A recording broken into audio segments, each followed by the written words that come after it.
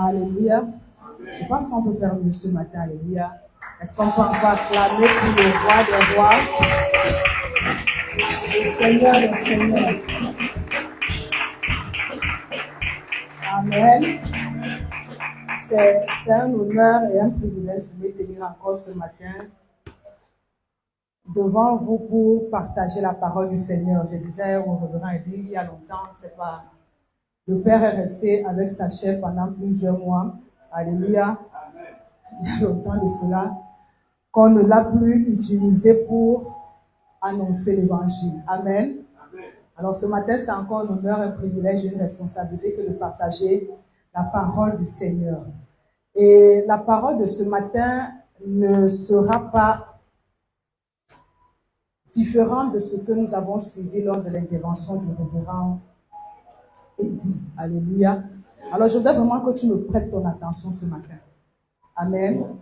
Je veux que tu me prêtes ton attention. Et si j'ai l'impression que tu sommes, je ne vais pas me gêner à descendre pour te réveiller ce matin. Alléluia. Parce qu'il faut que tu écoutes ces choses. Alléluia.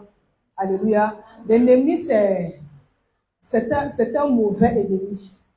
Parce qu'il sait que les choses que tu écoutes sont les choses qui vont apporter un changement dans ta vie.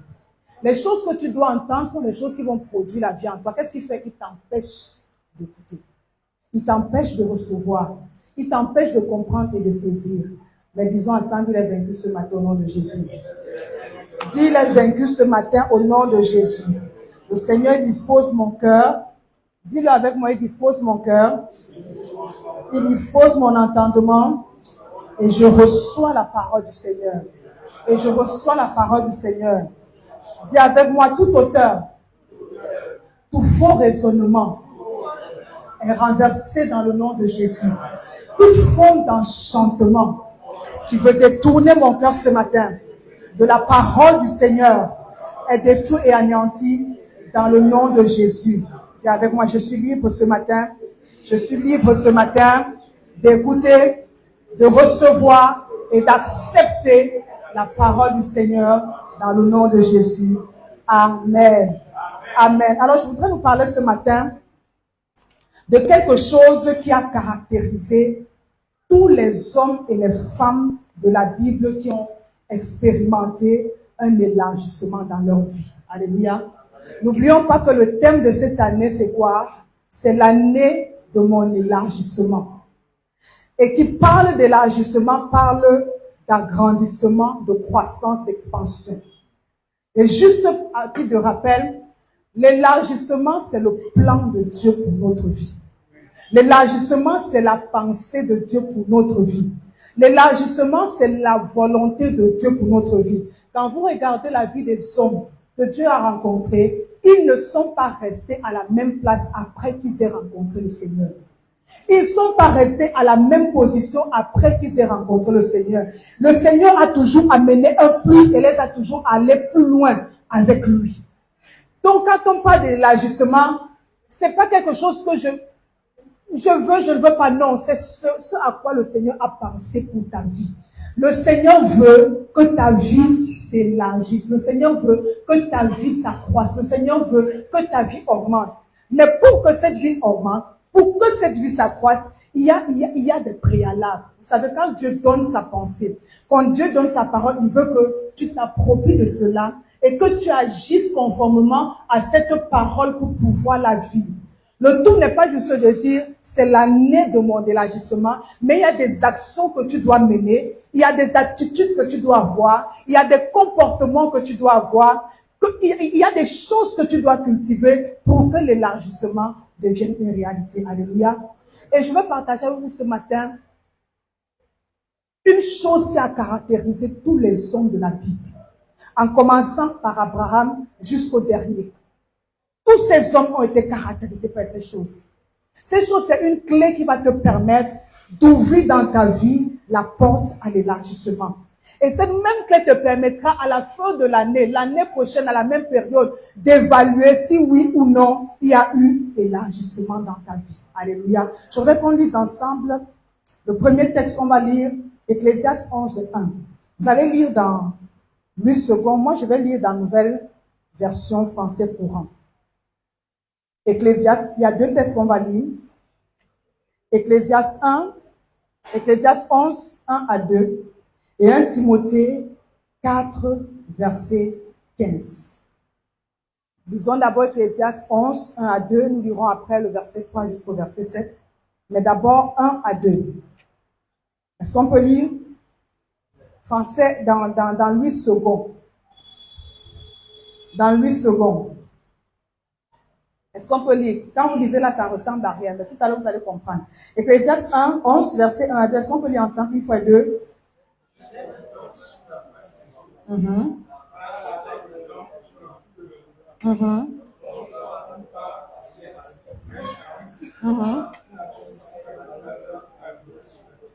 Amen. Écoutez, nouvelle version français courant. La Bible dit ceci. Engage-toi dans une affaire. Là où c'est écrit, jette ton pain. Français courant dit quoi? Engage-toi dans une affaire. Même en courant des risques. Un jour, tu peux y retrouver ton compte. Bien plus, investis dans plusieurs affaires. Car tu ne sais jamais quel malheur peut arriver sur la terre. Alléluia. Alléluia. Je vais reprendre. Engage-toi dans une affaire. Même en courant des risques. Un jour, tu peux y retrouver ton compte. Bien plus, investis dans plusieurs affaires. Car tu ne sais jamais quel malheur peut arriver sur la terre. Lisons 1 Timothée 4, 15. 1 Timothée 4, 15. Je ne sais pas si c'est l'ancien souverain qui l'a cité en semaine, mais il y a quelqu'un qui l'a cité. Vous allez le reverra et dit 1 Timothée 4, 15. Est-ce qu'on peut lire ensemble? Une fois et deux. 1 Timothée 4, 15. Une fois et deux. Une fois et deux. Occupe-toi de cette chose. Donne-toi tout entier à elle, afin que tes progrès soient évidents pour tous. Alléluia. Les deux textes disent la même chose. Et le thème de mon message de ce matin, il est simple. Engage-toi dans une affaire. C'est le thème de mon message. Engage-toi dans une affaire. Je veux spécialement parler ce matin de l'engagement. Engage-toi dans une affaire. Engage-toi dans une affaire. Quand vous étudiez la vie de tous les hommes de Dieu qui ont percé dans leur vie, qui ont percé dans leur ministère, qui ont percé dans leur appel, qui ont percé dans leur ménage, qui ont percé dans leur business, il y a une chose qui les caractérisait, c'était l'engagement. C'était l'engagement. Tout à l'heure, on a parlé d'Esther. Pour que Aman soit vaincu, pour que le projet de Aman ne prospère pas, il a fallu qu'il y ait un homme et une femme engagés pour que cela ne s'accomplisse pas. Pour qu'aujourd'hui, que nous soyons en train de revendiquer l'œuvre de la croix, il a fallu un homme qui s'engage à racheter le peuple de Dieu. L'engagement est la clé de l'expansion. Mais nous vivons aujourd'hui dans un siècle où de plus en plus les gens démissionnent, où de plus en plus les gens se détachent, où de plus en plus les gens se détournent, où de plus en plus les gens se découragent et jettent l'éponge. Frère, si l'année prochaine, à la même période, tu veux être sûr qu'il y a eu un élargissement dans ta vie, il faut que tu sois un homme engagé. Il faut que tu sois une femme engagée. Il faut que tu sois un enfant engagé. Il n'y a pas d'élargissement pour les gens qui n'acceptent pas de s'engager. Il n'y a pas d'accroissement pour les hommes et les femmes qui n'acceptent pas de s'engager. Alléluia. Alléluia. Dis engage-toi dans une affaire. Dis engage-toi dans une affaire. Vous savez, un jour, on est venu oindre le roi David. On est venu le oindre comme roi d'Israël. Mais ça fait combien de temps David allait s'asseoir sur le trône? Pour que David s'assied sur le trône, il a fallu quoi? Il a fallu qu'il soit un homme engagé. Alléluia. Je peux avoir la promesse, je peux avoir la prophétie. Mais si je ne suis pas engagé à voir cette prophétie s'accomplir dans ma vie, elle restera lettre morte. Alléluia. Alléluia. On parle de Ruth qui a changé son statut. Qu'est-ce qui a amené le changement du statut de Ruth? C'est parce que ça a été une femme engagée. Alléluia. Frère, nous vivons dans un siècle. La Bible dit que dans les derniers temps, nous vivons des temps difficiles. Dans les derniers jours, nous vivons des temps difficiles. Et de plus en plus, les gens seront déloyaux. Les gens seront insensibles. Les gens seront légers. C'est dans ce siècle que nous sommes aujourd'hui. Nous voyons les parents qui démissionnent. Nous voyons les partenaires qui démissionnent. Nous voyons les employés qui démissionnent. C'est-à-dire que chacun, il n'y a plus d'engagement. Il n'y a plus d'engagement. Nous voyons les enfants de Dieu même qui démissionnent. Alléluia. Mais Dieu cherche des hommes et des femmes engagés. Alléluia. Dis à ton frère l'engagement. C'est la clé de ton élargissement cette année. C'est quoi l'engagement? De façon très simple, l'engagement, c'est quoi? C'est tout simplement me donner sans réserve. Quand on dit que quelqu'un est engagé, c'est quelqu'un qui se donne sans réserve.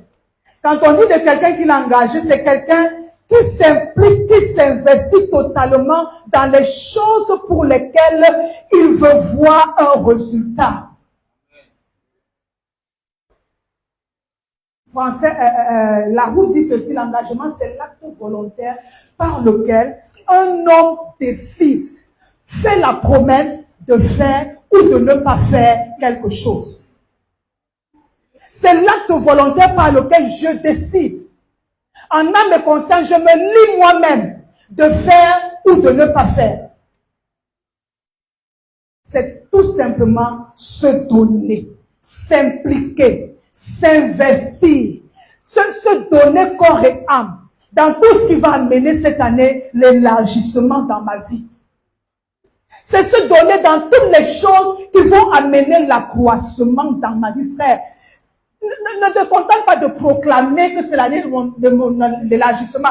Tu dois t'engager dans tout ce qui va amener l'élargissement dans ta vie.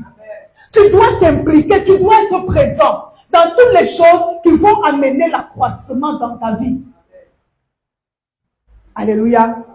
Et qu'est-ce que l'engagement implique?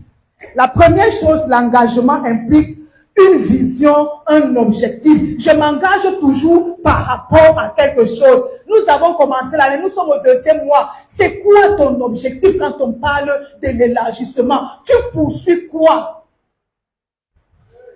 L'engagement a toujours un objectif. Frère, tu ne peux pas t'engager sans objectif. Tu t'engages par rapport à un objectif, par rapport à une cause, par rapport à une vision. Si on demande à chacun ici, cette année, c'est quoi ta vision?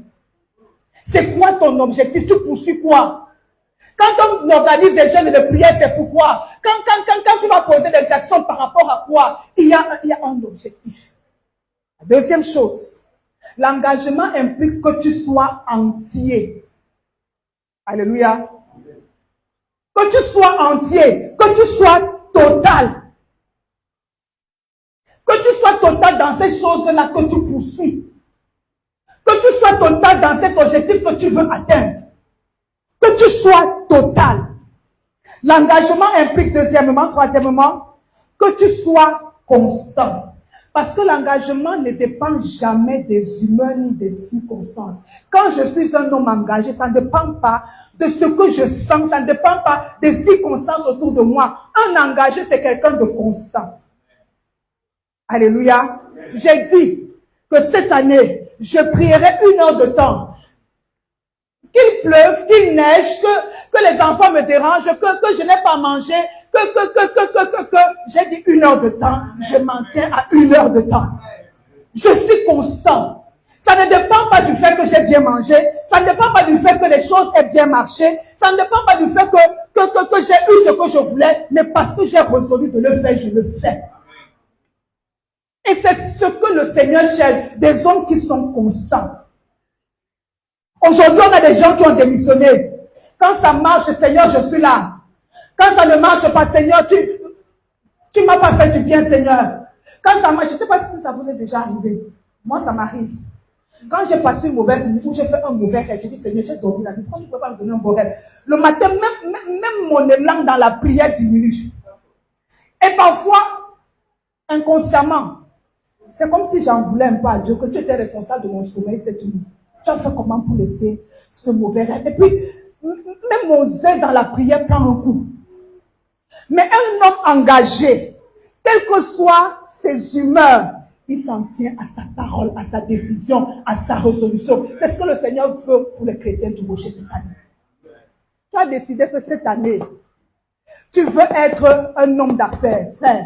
Même si tu ne vois pas les résultats, ne baisse pas les bras, reste constant. L'engagement exige la constance. L'engagement exige la fermeté. La fermeté. Je ne change pas, je ne vacille pas. Je suis ferme dans ce que j'ai résolu de faire. Je suis ferme dans ce que j'ai décidé d'être, d'accomplir. Je suis ferme. C'est pas c'est la cinquième. L'engagement exige une vie de discipline. Frère, je dis, excusez ce mot, hein, parce que c'est un combat dans ma vie. Une vie de discipline. Un homme engagé ne laisse pas sa vie aller dans tous les sens. Un homme engagé pratique la discipline. Je vous donne un exemple. Tu dis que tu veux prier tous les matins 1 heure. Tu veux prier, disons, je prends un exemple, tu veux prier tous les jours à 5 heures. Mais c'est toi qui restes éveillé jusqu'à 3 heures du matin. Tu penses que tu vas prier à 5 heures? Tu penses que tu vas prier à 5 heures? L'engagement, quand quelqu'un est engagé, il est discipliné. Moi, je suis allée jusqu'à régler mon alarme. 22 heures, je dois dormir. Pourquoi? Parce que quand je dors tard, j'ai du mal à me lever le matin pour prier. Un homme engagé est un homme discipliné. Parce que tu as un objectif à atteindre. Parce que tu as une vision que tu poursuis, tu dois être discipliné. On va le voir tout à l'heure avec les exemples des hommes et des femmes. C'est un homme qui est discipliné. Et un homme engagé, on va revenir là-dessus, c'est un homme qui consent des sacrifices. L'engagement, ce sont des sacrifices. L'engagement, ce sont des sacrifices, frère. L'évangile où tout est rose là, il faut sortir de là. Un homme engagé, qui a des objectifs, qui a une vision, qui veut voir sa vie s'élargir, doit être prêt à consentir des sacrifices cette année.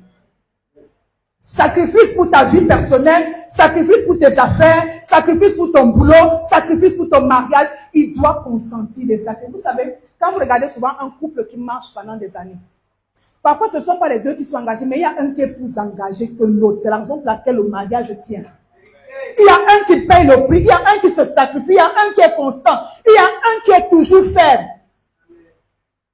Là où il n'y a plus d'engagement, il y a quoi? Il y a démission, il y a divorce, il y a division, il y a éclatement.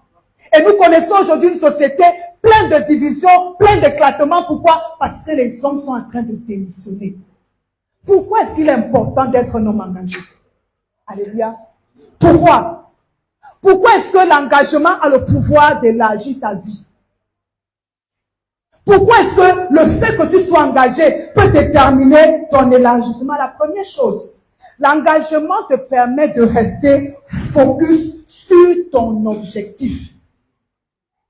L'engagement te permet de rester focus sur ton objectif et t'empêche de disperser tes efforts, et t'empêche de disperser tes ressources. L'engagement te permet de rester focus. J'ai aimé ce que le pasteur a dit vendredi et même ce matin. Quand Mardochée part voir Esther, l'objectif de Mardochée c'était quoi? C'était que Esther se lève pour aller parler au roi, qu'elle s'engage. Parce que lui, il était engagé dans cette bataille. Mais quand il a trouvé que Esther voulait faire un peu comme ça, façon là, que vraiment ça me concerne, il a dit quoi? Sache que même si tu ne te lèves pas, le secours viendra derrière. Vous pensez que Mardochée allait rester là, dire que ouais, tante, ma fille, s'il te plaît, pardon, non. Il n'a pas gaspillé son énergie à vouloir dire, parce qu'il savait que peu importe et de quelque manière, le secours viendra de quelque part. Vous connaissez l'histoire d'Isaac.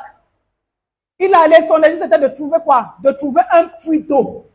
Parce que son activité dépendait de l'eau. Il avait le bétail, il lui fallait de l'eau. Quand les Philistins amenaient les querelles, est-ce qu'il est resté sur les querelles? Ils se sont querellés, mais il a dit quoi? Je vais encore creuser. Frère, si c'était nous là, les querelles n'allaient pas finir.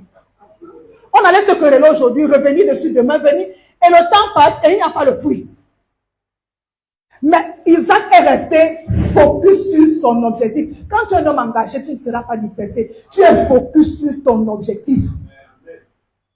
Tu ne vas pas laisser la place à la distraction. Nous sommes souvent distraits. Pourquoi? Parce que nous ne sommes pas engagés. Frère, si tu es engagé à chercher les millions cette année, tu penses que le soleil sort, la nuit, le soleil, ça va te déranger. Tu cherches ton cap. Même s'il pleut, tu vas chercher ton cap. Même si on dit que ça ne donne pas, tu vas chercher ton cap parce que tu veux avoir le cap cette année. Alléluia. Un homme engagé, c'est un homme qui reste focus. Pourquoi est-ce que tu dois être engagé? Deuxièmement, tu dois être engagé parce que l'engagement t'aide à prendre de bonnes décisions et à faire de bons choix. Quand tu es engagé, tu sauras prendre de bonnes décisions et faire de bons choix. Tu feras des choix qui seront conformes à l'objectif que tu veux atteindre. Nous nous souvenons de Jésus. Jésus était venu faire quoi? Mourir sur la croix. À un moment, on a voulu faire de lui roi. C'est-à-dire qu'on a voulu le transporter, le soulever, le surlever.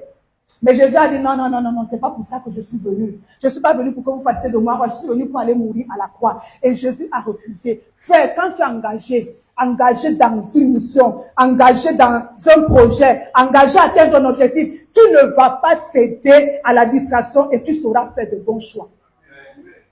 Alléluia. C'est la raison pour laquelle tu as besoin ce matin d'être un homme et une femme engagés. Troisième raison pour laquelle l'engagement est important, c'est que l'engagement te permet d'évaluer l'impact de tes efforts. D'évaluer l'impact de tes efforts. Quand tu es un homme engagé, tu te poseras de bonnes questions. Est-ce que ce que je suis en train de faire va m'aider à réussir? Est-ce que ce que je suis en train de faire va m'aider à produire? Est-ce qu'il faut que je fasse plus ou que je fasse moins? Est-ce qu'il faut que j'aille encore de l'avant ou bien que je m'arrête? L'engagement te permet d'évaluer tes efforts. Quand tu n'es pas engagé, ta vie va être ballottée par tout vent. Aujourd'hui, c'est à gauche, demain, c'est à droite. Tu ne sais même pas ce que tu dois faire. Mais quand tu es engagé à accomplir une mission, quand tu es engagé à atteindre un objectif, tu sauras comment évaluer tes efforts. Aujourd'hui, par exemple, pour mon commerce, j'ai dû faire peut-être la publicité sur Facebook, j'ai dû parler à tel ou à tel, peut-être ça n'a pas mordu. Est-ce qu'il faut que je fasse vite? Est-ce qu'il faut que j'aille, que je contacte telle personne? Tu évalues tes efforts par rapport à l'objectif que tu vas atteindre, parce que tu es engagé à atteindre ton objectif. Alléluia. Pourquoi est-ce que tu dois être engagé? Premièrement, parce que un homme engagé se retrouve en train de découvrir le potentiel qui est en lui. Alléluia. Tant que tu ne t'engages pas, tu ne sauras jamais le lion qui sommeille en toi. Tant que tu n'es pas engagé, tu ne sauras jamais l'entrepreneur qui est caché en toi. Tant que tu n'es pas engagé, tu ne sauras jamais la femme forte qui est cachée en toi. Tu ne sauras jamais. Tu ne sauras jamais. Il faut que tu sois quelqu'un qui s'investit, qui se donne pour découvrir jusqu'à quel point tu es doté d'un potentiel, tu es doté d'une capacité, tu es doté d'une puissance pour réaliser cela. Mais tant que tu es assis, tu ne sauras jamais. Tu ne sauras jamais, frère. Tu as besoin d'être engagé pour découvrir qui tu es réellement. Tu as besoin de cela. Parce que ce n'est pas une affaire de muscles. Il y a des potentiels qui dorment. Tout à l'heure, je vais vous parler d'une femme. Il y a des talents qui dorment. Mais tant que tu n'es pas engagé vers une vision, tant que tu n'es pas engagé à atteindre un objectif, tu ne sauras jamais que tu as peut-être le don d'entreprendre, tu as peut-être le don de manager, tu as peut-être le don de faire ça. Tu ne sauras jamais. Alléluia. Pourquoi est-ce que tu as besoin d'être engagé? Parce que quand un homme s'engage, le ciel se mobilise pour lui. Quand un homme s'engage, quand un homme est entier, quand un homme s'investit, quand son homme se donne tout entier, le ciel agit en sa faveur. Lisons 2 Chroniques 16, 9.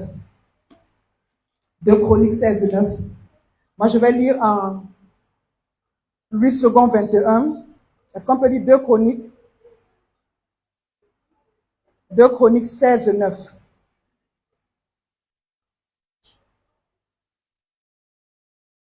« 2 Chroniques 16, 9. Je lis en second 21.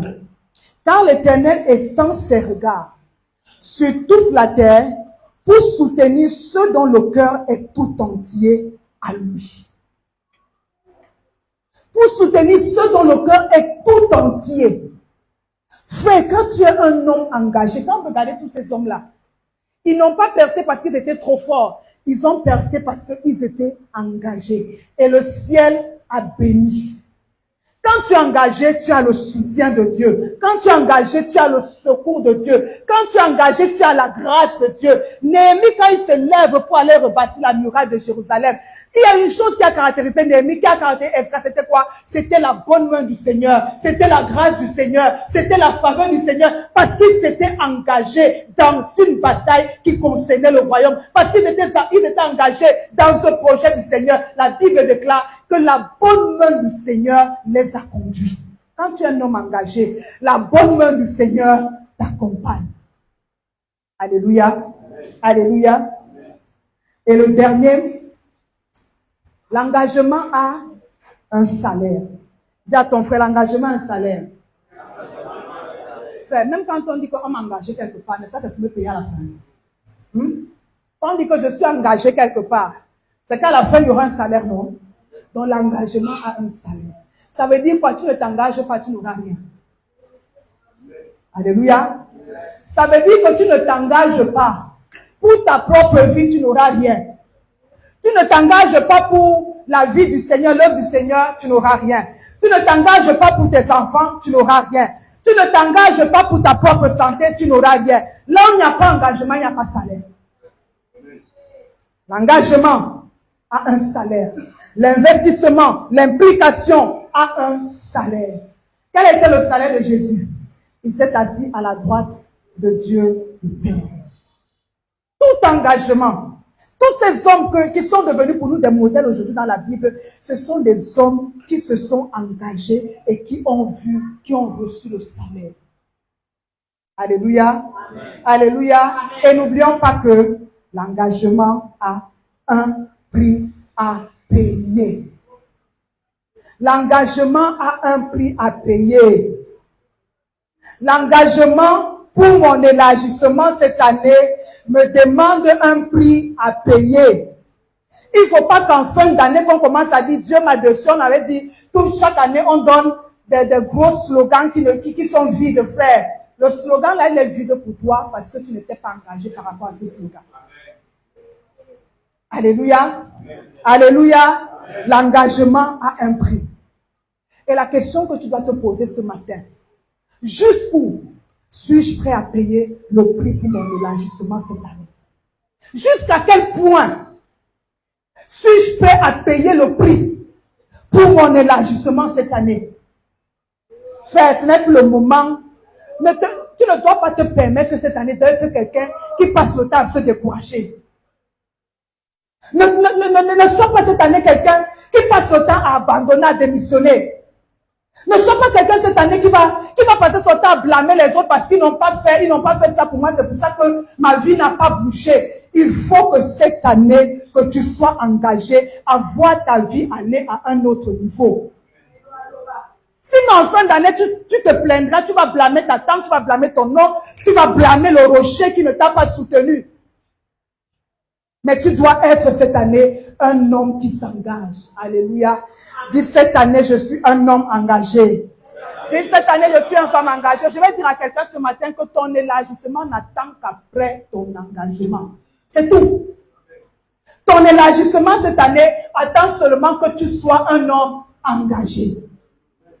Parce que rien n'est impossible à un homme engagé. Rien n'est impossible à un homme qui se donne. Rien n'est impossible à un homme qui s'implique. Rien n'est impossible.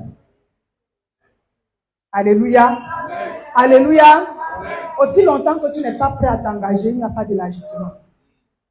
Aussi longtemps que tu n'es pas prêt à t'engager, aussi longtemps que tu veux rester sur le bord du rivage, aussi longtemps que tu veux laisser que les courants de la vie déterminent tes décisions, déterminent tes actions. Frère, il n'y aura pas d'élargissement cette année. Je vais nous parler de 4 affaires. Parce que le titre du message, c'est quoi? Investir dans une affaire. Engage-toi dans une affaire. Et le verset qui se dit quoi? Investir dans plusieurs affaires. Et je vais vous parler ce matin de 4 affaires dans lesquelles tu dois investir cette année pour être sûr que tu connaîtras un élargissement. Alléluia. Il y a une affaire qu'on a vu tout à l'heure avec le révérend Eddy. 4 affaires. Il y a plusieurs, mais moi, j'ai centré mon message sur 4 affaires, 4 business dans lesquels tu dois investir cette année pour être sûr qu'il y aura élargissement.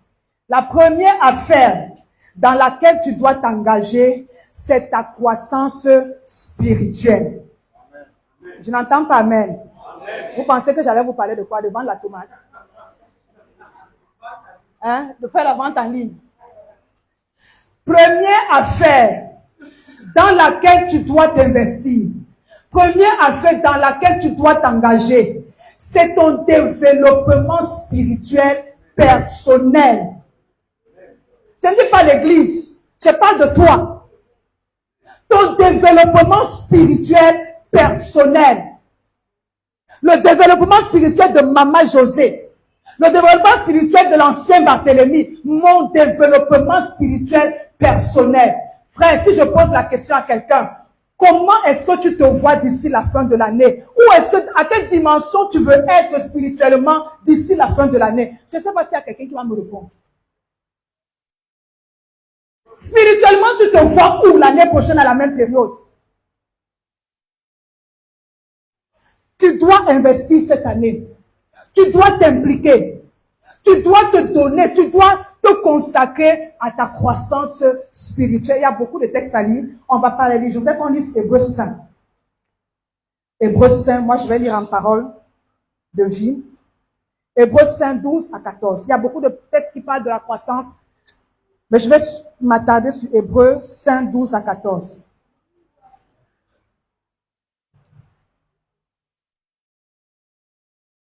Hébreux 5, 12 à 14.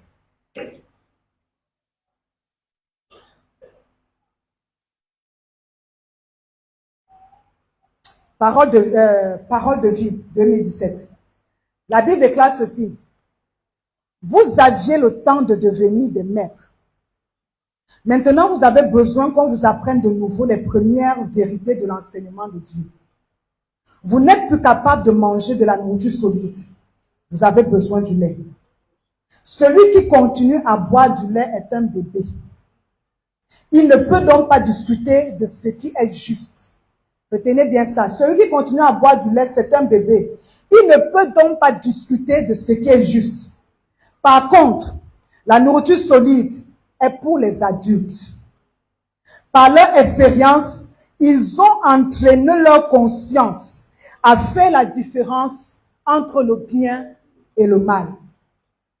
Par leur expérience, ils ont entraîné leur conscience à faire la différence entre le bien et le mal.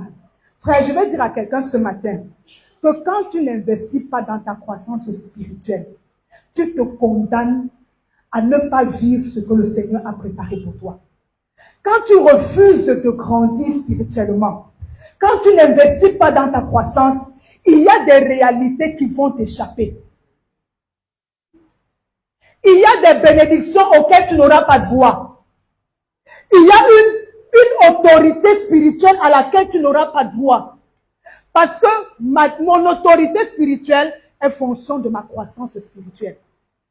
Ma révélation est fonction de ma croissance spirituelle. Les bénédictions, mon héritage, on va dire tout cela, on va lire ça tout à l'heure. Ma bénédiction, mon héritage, les choses auxquelles j'aspire sont fonction de ma maturité spirituelle. Un enfant, la Bible déclare que aussi longtemps que l'héritier demeure un enfant, il n'est pas différent de l'esclave. La Bible dit que tout lui appartient, mais malheureusement, il ne peut pas jouir. Pourquoi? Parce qu'il est demeuré enfant. Il y a des dimensions auxquelles tu n'auras pas accès parce que tu es demeuré enfant. Il y a des choses qu'on va enseigner ici à l'église tous les jours que tu ne vas jamais saisir parce que tu n'étais pas élevé spirituellement. Il y a des choses que quand tu liras dans la Bible, tu ne vas pas comprendre parce que tu n'étais pas élevé spirituellement. Et un homme qui n'a pas de révélation est un homme qui est aveugle.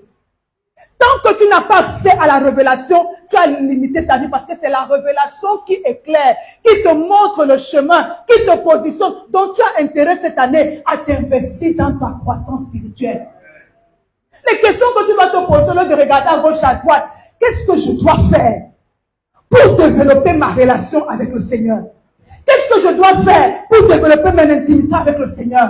Quelle action que je dois mener pour que ce caractère qui a tendance à me tirer vers le bas meure dans ma vie? Tu dois travailler pour ton développement personnel. Tu dois travailler pour ta vie spirituelle. Faut être de la même manière que pour ceux qui travaillent, tu t'investis dans ton travail à ton bureau. Tu dois faire la même chose pour ta vie spirituelle. Tu dois prendre le temps de t'asseoir et de méditer sur ta vie. Où est-ce que j'en suis aujourd'hui dans ma marche avec le Seigneur? Où est-ce que je suis aujourd'hui dans ma marche? Comment est-ce que je marche avec le Seigneur encore aujourd'hui? Quelle est encore la parole du Seigneur dans ma vie? Quelle est encore la place de la prière dans ma vie? Quelle est encore la place des valeurs spirituelles dans ma vie?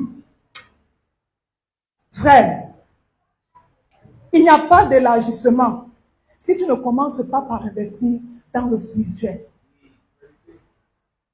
Tu dois travailler cette année. C'est la raison pour laquelle je disais, l'engagement est un objectif. Tu veux être où l'année prochaine, spirituellement? Tu veux être où?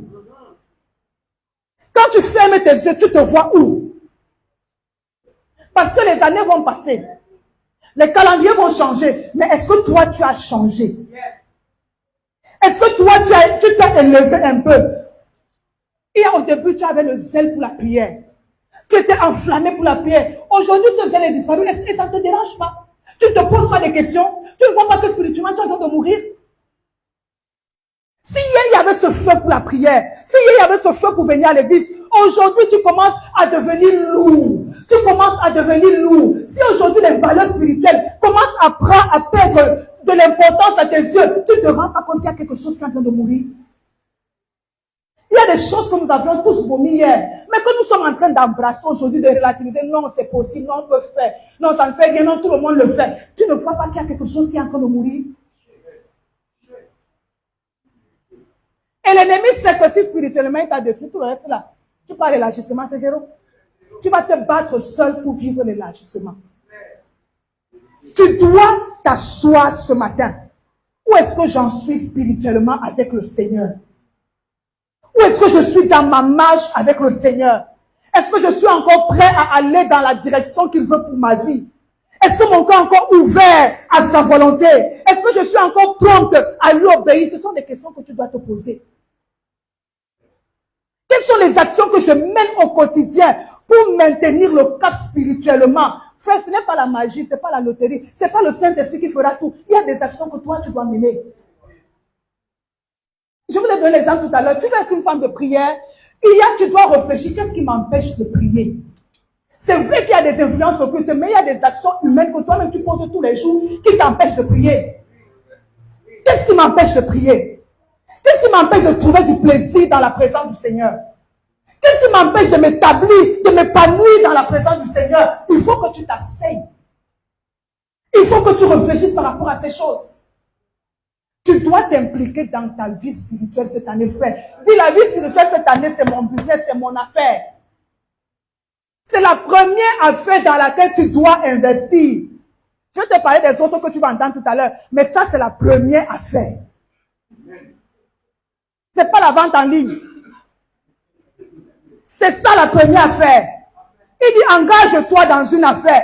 Première affaire, ma vie spirituelle personnelle. L'année de mon élargissement, 2025, le 4 février 2025, où est-ce que j'en serai spirituellement? Est-ce qu'il y aura eu une croissance dans ma façon de comprendre? Est-ce qu'il y aura eu une croissance dans la révélation que j'ai de la parole? Est-ce qu'il y aura eu une évolution dans ma manière de marcher avec le Seigneur, de saisir sa parole, de saisir sa pensée? Ou je suis toujours le même aveugle, le même insensible? Ou bien le Seigneur a réussi à faire une percée dans mon cœur pour que je sois capable de saisir sa pensée, sa parole, au milieu de toutes les voix que j'entends? Alléluia. Alléluia. Il y a un slogan à la CAN qu'on dit, je prends un exemple. On peut dire quoi? J'ai lu ça, il y avait même des t-shirts qu'on faisait. Je vais prendre Marie, mon combat. Vous avez lu ça? Marie, mon combat. Flore, mon combat. Et les supporters ont l'habitude de dire Côte d'Ivoire, mon combat, ou bien frère, que ta vie spirituelle soit ton combat cette année. Amen. Alléluia. Que ta vie spirituelle personnelle soit ton combat. Ça veut dire quoi? Que tu veux te battre pour que ta vie spirituelle marche. Imaginez que chacun se batte pour sa vie spirituelle. On n'aura pas de culte où il faut pousser les gens ici. Hein. On n'aura pas de culte où il faut prier, tout le monde en train de murmurer, frère. Il y en a ici, pour être honnête, qui ont passé la semaine, la seule chose qu'ils ont su dire à Dieu, Seigneur, te dis merci pour cette journée. 2 minutes de prière. Et vous voulez qu'il fasse 5 minutes de prière, cela, ça serait impossible. Chez lui, il fait 2. Ici, il ne peut pas faire 30. Si chez lui, il fait 2, ici, il ne peut pas faire 30. Alléluia. Amen. Alléluia. Deuxième affaire. Ça, c'est une affaire très importante. On en a parlé tout à l'heure avec le révérend Eddy. Deuxième affaire, c'est mon appel. Je n'entends pas Amen. On va arriver sur la vente en ligne tout à l'heure. Deuxième affaire, dans laquelle tu dois t'investir cette année, ton appel. Je ne vais pas revenir sur tout ce que le pasteur Eddy a dit, parce que je crois qu'on a reçu. Deuxième affaire pour laquelle tu dois t'engager cette année, c'est ton appel. C'est ton appel, frère. C'est notre appel.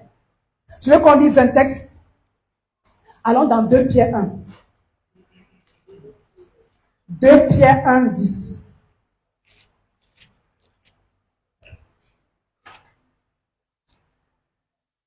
Moi, je vais lire dans Parole de vie. 2 Pierre 1, 10.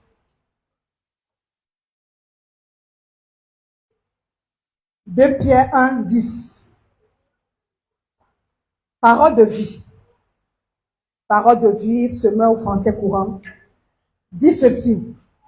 C'est pourquoi, frères, appliquez-vous d'autant plus à affermir votre vocation et votre élection. Car en faisant cela, vous ne broncherez point. Là, c'est Louis II. Je lis parole de vie.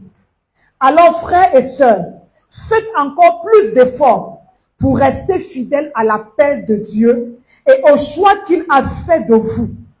Si vous vivez de cette façon, vous ne risquerez pas de tomber. Je vais lire semeur. Français courant dit ceci. C'est pourquoi, frères, efforcez-vous encore plus de prendre au sérieux l'appel que Dieu vous a adressé et le choix qu'il a fait de vous. Car en faisant cela, vous ne tomberez jamais dans le mal. Dernière version, semeur.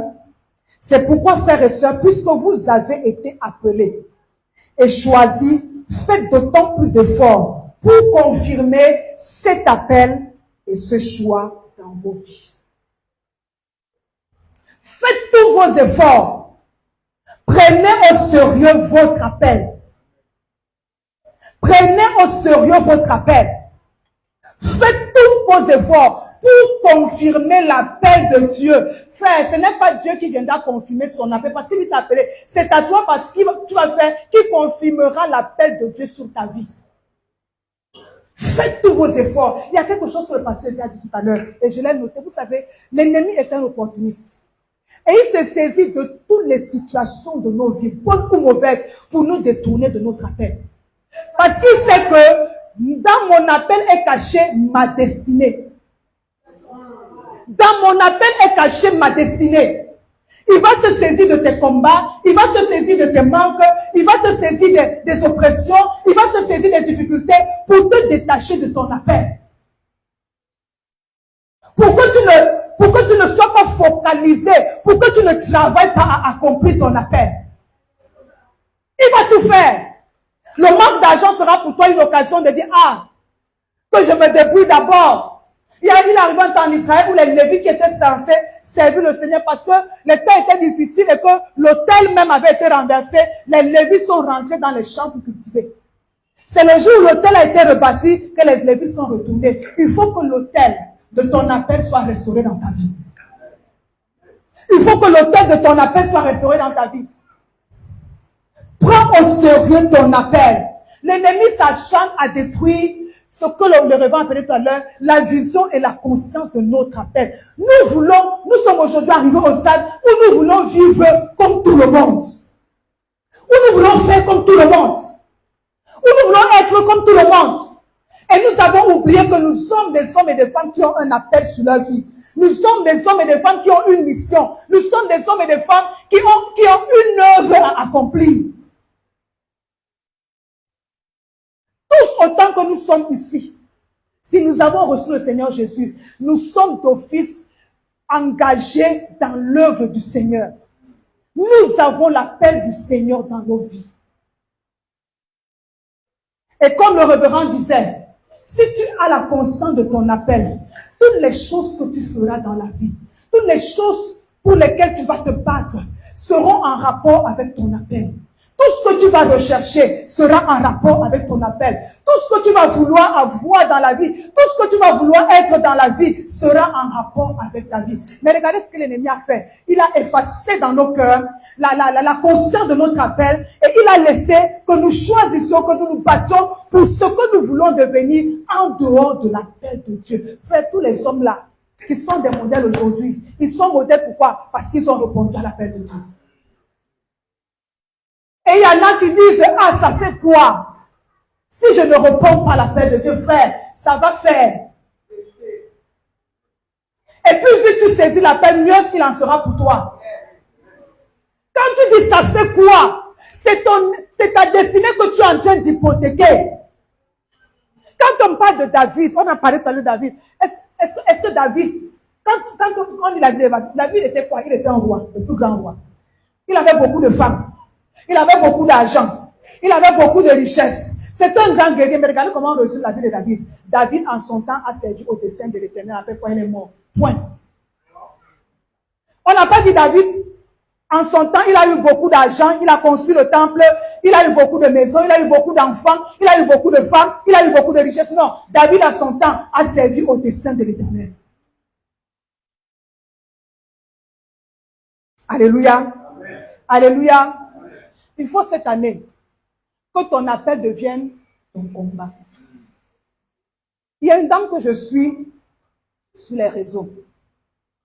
Il y a peut-être 2 ou 3 ans que je suis arrivée sur sa page parce que elle publiait des vêtements, des cabas, des tenues. Et j'ai commencé à m'intéresser. Elle publiait des belles tenues qu'elle confectionnait. Mais puis je la suis, de temps en temps, elle glisse un verset de l'évangile. Elle donne une parole de l'évangile, elle donne. Et je me suis encore vraiment abonnée à sa page. Et il y a 2 ans ou 1 an, elle parle d'elle. C'est une fille qui a traversé, c'est une servante de Dieu. Son nom, sa page c'est Dion. Entreprise camerounaise de vêtements de mode. Sa page Facebook c'est Dion. Cette fille, elle est non loin de maman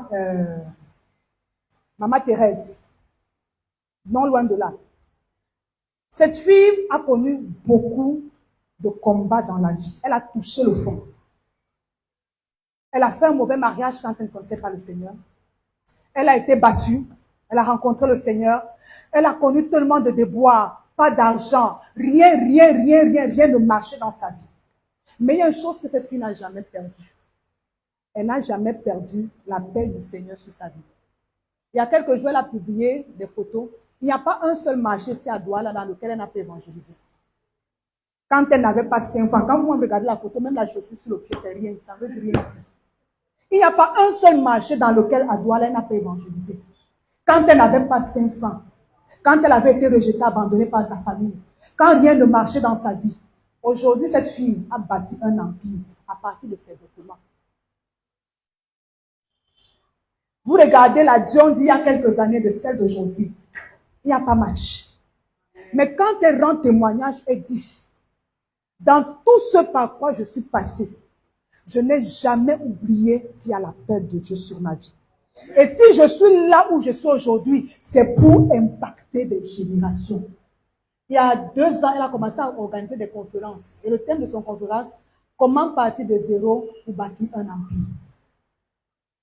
Et quelles sont les vérités qu'elle enseigne? C'est la Bible. Il y a quelques mois, elle a organisé des concerts. Parce que non seulement elle est évangéliste, elle est chantre, elle est PDG d'entreprise. Elle dit que c'est dans cette souffrance qu'elle s'est découvert beaucoup de casquettes, beaucoup de dons. Elle fait des soirées d'adoration, des soirées de louange. Elle en profite pour annoncer l'évangile. Quels sont les gens qui viennent à ces soirées? C'est les gens qui achètent ses vêtements. Ce ne sont pas les chrétiens. Ce sont les gens qui achètent ses habits. Ce sont les influenceuses qui partent passer des commandes. C'est eux qui sont assis pour assister à l'adoration. Et elle a écrit cette année, c'est pour ça que j'ai donné ce thème, mon appel, mon combat. C'est ça qu'elle a donné pour thème son année. Que mon appel, mon combat. Si je suis arrivée jusqu'ici, c'est pour impacter les vies avec l'évangile.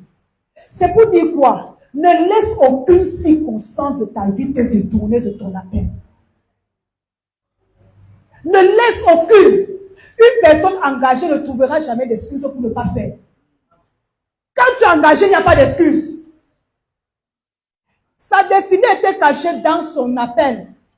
Elle a réussi à développer son entreprise parce qu'elle s'est d'abord accrochée à son appel. Elle n'a pas délaissé l'appel. Oh, comme c'est dur là, allons d'abord chercher manger, allons d'abord chercher boire. Elle est restée dans son appel et le Seigneur a ouvert ses portes. Aujourd'hui, quand elle parle de l'évangile, les gens sont disposés à l'écouter parce qu'on sait d'où elle est venue. Quand elle présente Jésus aujourd'hui, les gens s'asseyent pour écouter parce qu'on sait d'où elle vient. Elle ne s'est pas perdue dans les circonstances de la vie, frère. Généralement, on se perd. On laisse notre appel quelque part et on commence à avancer. On laisse notre mission quelque part et on commence à avancer. Elle ne s'est pas perdue. Elle a cheminé avec son appel et elle est là où elle est aujourd'hui. Quand je lis son histoire, ça me fait penser à Esther. Quand Mardochée lui a dit, qui sait si c'est pour des temps comme cela que tu es arrivé là-bas? Peut-être si elle était restée à chercher ses 5 ans, elle n'aurait jamais eu la possibilité d'annoncer l'évangile à cette catégorie de personnes. Mais le Seigneur a voulu l'amener là où elle est pour parler à ces gens qu'elle ne pouvait pas toucher si elle était restée à la même condition. Alléluia. Alléluia. Saisis ton appel. Saisis ton appel. Comme le révérend disait, c'est pas tout le monde qui sera pasteur. Elle n'est pas pasteur. Elle n'est pas pasteur. Elle est PDG d'entreprise. Mais le don de l'évangélisme, c'est en elle. Chante, c'est en elle. Il y a un don que le Seigneur a mis dans ta vie pour impacter les autres. Et ne laisse pas les circonstances. Frère, moi, c'est mon propre challenge. Ne laisse pas les circonstances te détourner de ton appel. Ne laisse pas le manque, ne laisse pas le rejet, ne laisse pas les complications de la vie te détourner, frère. Tu ne sais pas jusqu'où le Seigneur est capable de t'amener si tu restes engagé. Tu ne sais pas. Tu ne sais pas. Elle loue des hôtels aujourd'hui pour organiser des soirées d'adoration. Il n'y a pas 2 semaines, elle était à Yaoundé où elle a organisé une grande soirée d'adoration. Et quand vous regardez les gens, ce ne sont pas les enfants de Dieu. Ce sont les gens qui aiment le Nyanga qui étaient là en train d'adorer le Seigneur. Elle a saisi son appel pour impacter les vies. Alléluia. Dis avec moi, mon appel. Mon combat en 2024. Dis mon appel. Mon combat en 2024. Troisième affaire. On a beaucoup. Troisième affaire dans laquelle tu vas investir. Allons dans Ecclésiaste 11. Ecclésiaste 11. Ecclésiaste 11, verset, on a lu le 1 et le 2. Maintenant, on va lire le 3 jusqu'au 7.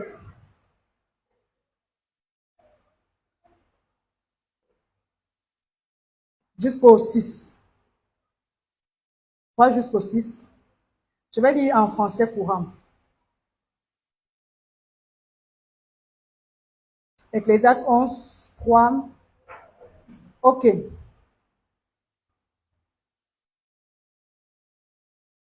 Commençons à partir du verset 1. Permettez-moi de trouver, s'il vous plaît. Ok. Engage-toi dans une affaire, même en courant des risques. Un jour, tu peux y retrouver ton compte. Français courant dit, bien plus. Investis quoi? ton argent dans plusieurs affaires, car tu ne sais jamais quelle affaire peut arriver sur la terre. Verset 4. Celui qui a peur que le vent vienne ou la pluie ne pourra jamais s'aimer, ni récolter, ni moissonner. Tu ne sais pas comment la vie se forme dans le ventre d'une femme enceinte. Tu peux encore moins comprendre comment Dieu agit, lui qui fait tout. C'est pourquoi sème ton grain dès le matin. Et jusqu'au soir, n'arrête pas de travailler. Tu ne sais pas quelle partie de ton travail réussira ou si tu tireras profit de toute ton activité. Alléluia. Troisième affaire, investis dans ta liberté financière cette année. Investis pour ta liberté financière cette année. Alléluia. Investis pour avoir le cap cette année. Investis pour ton indépendance financière cette année. Ecclésiaste est en train de dire quoi? Quand il parle de jette, il dit engage-toi dans une affaire. Investis ce que tu as dans plusieurs affaires. Parce que les temps mauvais sont en train d'arriver. Où tu ne sais même pas comment tu vas faire. Mais ton investissement d'aujourd'hui te permettra de relever, de challenger les défis qui arriveront demain. Il dit sème. Multiplie tes sources de revenus. C'est ce que le texte veut dire. Sème. Multiplie tes sources de revenus. Implique-toi pour ta liberté financière. Il y a quelque chose qui m'a un peu choqué depuis quelque temps, depuis l'année dernière. Vous savez, souvent, on a une attitude trop spirituelle par rapport à la liberté financière. C'est quoi l'attitude spirituelle? C'est prier. Seigneur, délivre-moi de la pauvreté. Seigneur, je combats l'esprit de pauvreté. Seigneur, donne-moi la liberté financière. C'est la prière. La prière vient parce qu'elle dégage la voie. La prière vient parce qu'elle ouvre les portes. Mais tant que tu ne te lèves pas pour passer par la porte, la prière, tu ne verras jamais que la prière apporte du fruit. Il y a une dimension à laquelle nous devons accéder. Parfois, quand on parle de liberté financière, on est dans la prière pour dire, Seigneur, donne-moi une source de revenus. Seigneur, montre-moi ce que je dois faire. Seigneur, montre-moi faire. Je peux dire que ça fait 10 ans que je fais cette prière. Seigneur, donne-moi une source de revenus. Seigneur, montre-moi ce que je peux faire pour la liberté financière. Ça fait 10 ans. Mais je n'ai pas encore entendu le Seigneur me dire audiblement, peut-être va déposer ton dossier à gauche, ou bien va vendre la tomate, ou bien va faire quelque chose. Je n'ai jamais entendu ça. Mais je ne pense pas pour autant que le Seigneur ne m'a jamais répondu. Parce que je vais vous dire une chose. Dans l'affaire de Mkapla, parfois la réponse se trouve dans les opportunités qui sont devant toi. Écoute-moi bien. La direction dont tu as besoin se trouve souvent dans les opportunités qui sont devant toi. Tu attends qu'ils te disent que demain à 10 heures, quelqu'un viendra avec un dossier, va te demander ton dossier. Non. Parfois, ce sont les opportunités qui sont devant toi qui te tiennent la direction divine pour ta liberté financière. Quand tu ne saisis pas l'opportunité, tu n'auras pas une direction. Je vais vous donner un exemple. Si vous avez remarqué, ces derniers temps, je suis trop tennis. Vous avez remarqué, je porte beaucoup le tennis. Parce que j'ai trouvé une dame ici là qui vend les tennis. Elle vend, dans son plat de tennis là, vous allez trouver des tennis de marque. Je dis bien de marque. Mais à vil prix. La première fois qu'on découvre, ça fait je crois 1 an ou plus d'1 an, je suis avec Christine. Et on se dit, oh, nous on peut même commencer à vendre le tennis sien. On a dit ça, c'est passé. Mais chaque fois qu'on veut prendre le taxi, on s'arrête d'abord, on regarde. Quand tu veux un bel tennis, on prend parfois, comme elle est déjà habituée avec nous, elle dit non, vous allez payer ailleurs.